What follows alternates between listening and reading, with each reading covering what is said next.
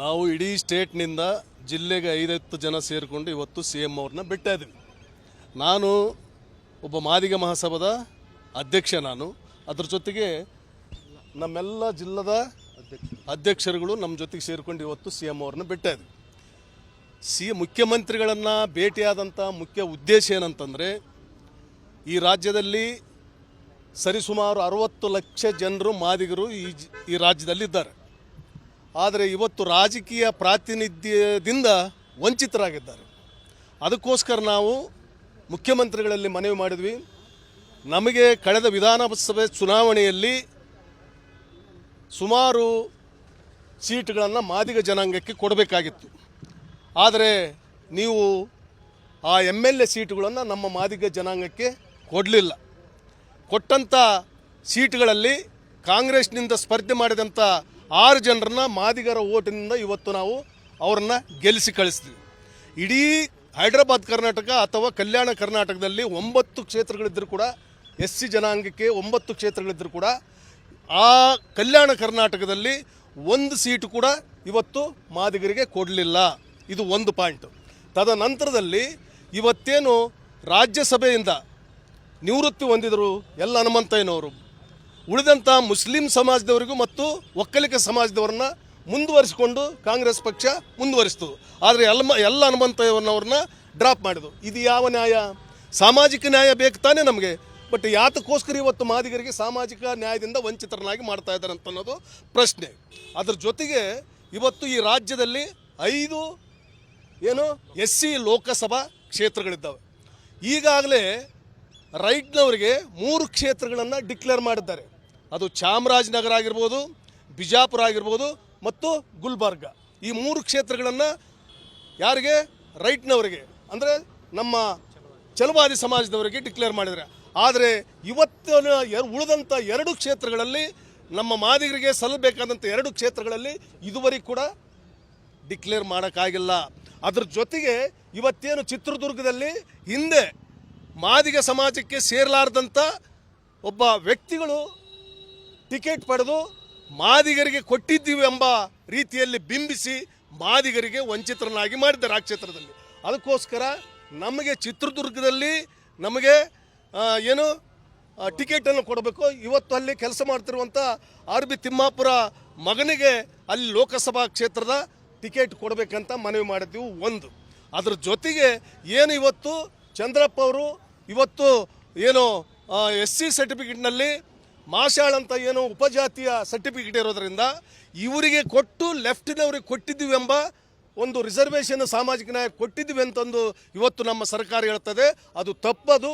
ಅದಕ್ಕೆ ದಾಖಲಾತಿಗಳು ಇಲ್ಲಿ ಎಲ್ಲ ತಮ್ಮ ಮುಂದೆ ಇದ್ದಾವೆ. ಅದಕ್ಕೋಸ್ಕರ ಈಗ ಕೋಲಾರ ಮತ್ತು ಚಿತ್ರದುರ್ಗದಲ್ಲಿ ಅಲ್ಲಿ ಕೋಲಾರದಲ್ಲಿ ಹನುಮಂತಯ್ಯನವರು ಅಲ್ಲಿ ಸ್ಪರ್ಧೆ ಮಾಡಲು ಇಚ್ಛೆ ಮಾಡಿರ್ತಾರೆ. ಇಲ್ಲಿ RB ತಿಮ್ಮಾಪುರ ಅವರ ಮಗನಾದಂಥ ವಿನಯ್ ತಿಮ್ಮಾಪುರ ಅವರು ಸ್ಪರ್ಧೆ ಮಾಡಲು ಇವತ್ತು ಸುಮಾರು ವರ್ಷಗಳಿಂದ ಅಲ್ಲಿ ಕೆಲಸ ಮಾಡ್ತಾ ಇದ್ದಾರೆ.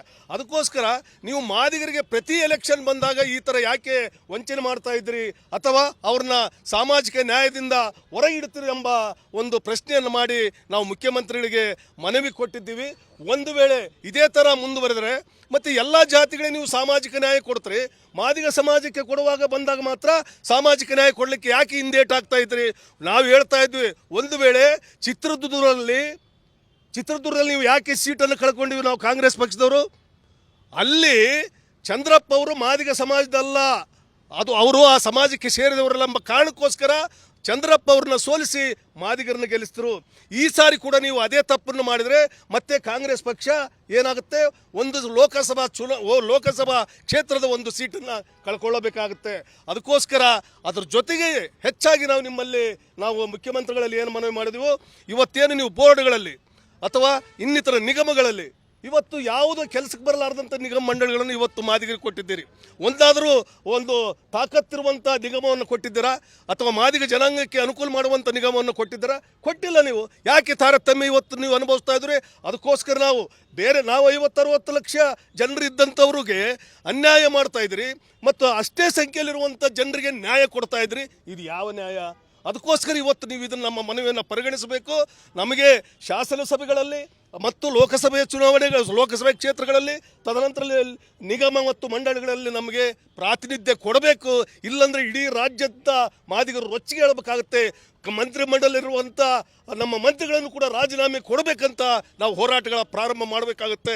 ದಯವಿಟ್ಟು ನೀವು ಇದನ್ನು ಪರಿಗಣಿಸಿ ಸ್ವಾಮಿ ಅಂತ ನಾವು ಮುಖ್ಯಮಂತ್ರಿಗಳಲ್ಲಿ ಮನವಿ ಮಾಡಿದ್ದೇವೆ. ಚಂದ್ರಪ್ಪ ಹಿಂದೆ ಆಯ್ಕೆ ಆದಾಗ ಅವರು ಈ ಸಮುದಾಯದವರಲ್ಲ ಅನ್ನೋದು ಗೊತ್ತಿರಲಿಲ್ವಾ ನಿಮ್ಗೆ? ಯಾವಾಗಲೂ ಇದೆ.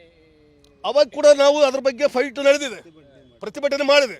ಮತ್ತೆ ಪ್ರತಿಭಟನೆ ಮಾಡಿದಾಗ ಕೂಡ ನಮಗೆ ಆ ಒಂದು ನ್ಯಾಯ ಪಡಲಿಕ್ಕೆ ಸಾಧ್ಯತೆ ಆಗಿಲ್ಲ ಸರ್. ಅದು ಲೆಫ್ಟಿಗೆ ಬರುತ್ತೆ. ಬಟ್ ಆದ್ರೆ ಇಲ್ಲಿ ಏನಾಗುತ್ತೆ, ನಿಮ್ಮ ಮುಂದೆ ನಿಮ್ಗೆ ಕ್ಲಾರಿಫಿಕೇಶನ್ ಕೊಡ್ತೀನಿ. ಉಪಜಾತಿಯಲ್ಲಿ ಯಾರಿಗೋ ಒಬ್ಬರಿಗೋ, ಡೊಕ್ಕರಿಗೋ, ಸಾಮಗಾರಿಗೋ ಅಥವಾ ಏನು ಬೋಯಿಯವರಿಗೋ ಕೊಟ್ಟು ನಿಮಗೆ ನಿಮ್ಮ ಲೆಫ್ಟ್ನವ್ರಿಗೆ ಕೊಟ್ಟಿದ್ದೀವಿ ಅಂತಂದು ಮಾದಿಗರನ್ನು ತುಳಿಯುವಂಥ ತಂತ್ರ ಇವತ್ತು ಈ ರಾಜ್ಯದಲ್ಲಿ ಆಗ್ತಾ ಇದೆ. ಅದನ್ನು ತಪ್ಪಿಸ್ಬೇಕಂತಂದು ನಾವು ಮನವಿ ಮಾಡ್ತಾ ಇದ್ದೀವಿ. ಈಗ ಕೂಡ ಪ್ರತಿಯೊಂದು ಕ್ಷೇತ್ರದಲ್ಲಿ ಮಾದಿಗರಿಗೆ ಕೊಡಬೇಕಂತಂದು ಮುಖ್ಯಮಂತ್ರಿಗಳಲ್ಲಿ ನಾವು ಮನವಿಯನ್ನು ಮಾಡಿದ್ದೀವಿ ಸರ್.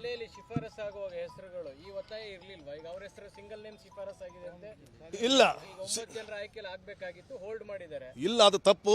ಈಗಾಗಲೇ ವಿನಯ್ ತಿಮ್ಮಾಪುರ ಅವ್ರದ್ದು ಮತ್ತು ಚಂದ್ರಪ್ಪ ಅವ್ರದ್ದು ಇಬ್ಬರು ಹೆಸರುಗಳನ್ನು ಶಿಫಾರಸ್ ಮಾಡಿ ಡೆಲ್ಲಿ ಕಳಿಸಿದೆ. ಇನ್ನೊಂದು ನಿಮ್ಗೆ ಹೇಳ್ತಾ ಇದ್ದೀನಿ, ಈ ನಮ್ಮ ಫೋರ್ಸ್ನಿಂದ ಇವತ್ತು ಡೆಲ್ಲಿಯಲ್ಲಿ ಇವತ್ತು ಹೋಲ್ಡ್ ಆಗಿದೆ. ಎಲ್ಲ ಕ್ಷೇತ್ರಗಳಲ್ಲಿ ಡಿಕ್ಲೇರ್ ಆಗಿದೆ ಲೋಕಸಭಾ SC ಕ್ಷೇತ್ರಗಳು. ಆದರೆ ಕೋಲಾರ ಮತ್ತು ಚಿತ್ರದುರ್ಗದ ಎರಡೂ ಹೋಲ್ಡ್ ಆಗಿದೆ. ನೀವು ಯೋಚನೆ ಮಾಡಿ ಅದನ್ನು ಇದು ಯಾಕೆ ಹೋಲ್ಡ್ ಆಯ್ತು ಅನ್ನೋದ್ರ ಬಗ್ಗೆ ನೀವು ಚಿಂತನೆ ಮಾಡಬೇಕಾಗಿದೆ. Okay thank you sir. ಅನುಕ್ಷಣದ ಸುದ್ದಿಗಳಿಗಾಗಿ Vistara news YouTube channel subscribe ಮಾಡಿ. ಹೊಸ ಸುದ್ದಿಗಳ ನೋಟಿಫಿಕೇಶನ್ಗಾಗಿ ಬೆಲ್ ಐಕಾನ್ ಕ್ಲಿಕ್ ಮಾಡಿ. ಲೇಟೆಸ್ಟ್ ಅಪ್ಡೇಟ್ಸ್ಗಾಗಿ www.vistaranews.com ವೆಬ್ಸೈಟ್ಗೆ ವಿಸಿಟ್ ಮಾಡಿ. ಅಂಗೈಯಲ್ಲೇ ಜಗತ್ತಿನ ಸುದ್ದಿ ತಿಳಿಯಲು Vistara news Kannada app download ಮಾಡಿ.